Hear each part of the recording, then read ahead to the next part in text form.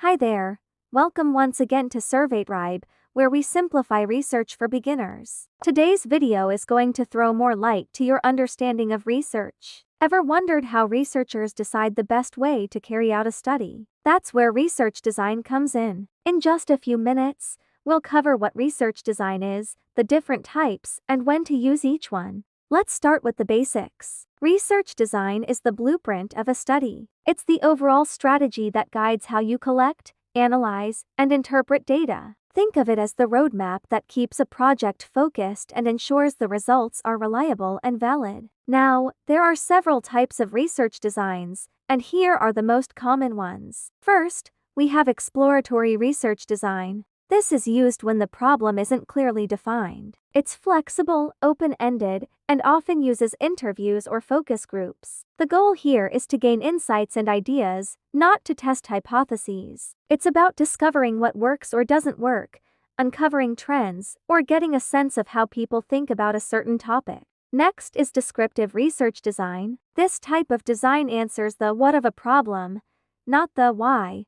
It describes characteristics or patterns. For example, a researcher might use this design to describe the eating habits of teenagers. This design is perfect for surveys, observations, or case studies. The focus is on collecting data and presenting a clear picture of a particular situation or phenomenon. Moving on, we have correlational research design. This design looks at the relationship between two or more variables without manipulating them. For example, studying the link between exercise and stress levels. Researchers might ask participants about their exercise habits and stress levels and then analyze the data to see if there is a correlation between the two. Remember, though, correlation does not always mean causation. Now let's talk about explanatory research design. This design digs deeper into why something happens. It often builds on descriptive or correlational studies by trying to explain the reasons behind the patterns or relationships found. It aims to understand and clarify the relationships between different aspects of a situation or phenomenon,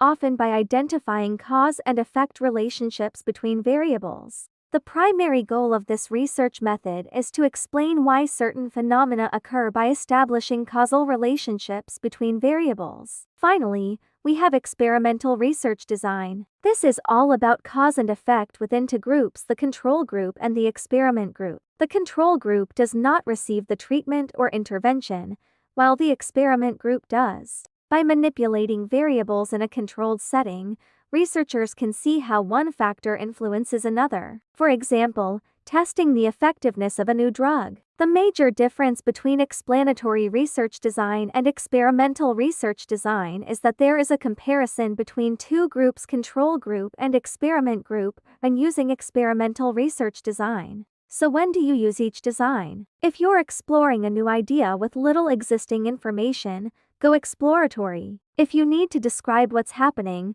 like facts or patterns, use descriptive. If you want to see if two things are connected, choose correlational, but remember, connection does not always mean cause. If your aim is to explain why something happens and check the causal relationship, that is, cause and effect relationship between variables, go explanatory. And if you're testing a hypothesis with controlled variables, that is, you want to test cause and effect, changing one thing in the experiment group and seeing what happens, pick experimental. Remember, the type of research design you choose depends on your research question and objectives. Each design has its own strengths and weaknesses, and the best choice will depend on your specific needs. In short, research design is the backbone of any study. Choose the right one, and you'll have strong, meaningful results. If you found this helpful, don't forget to like, share, and subscribe for more quick research tips.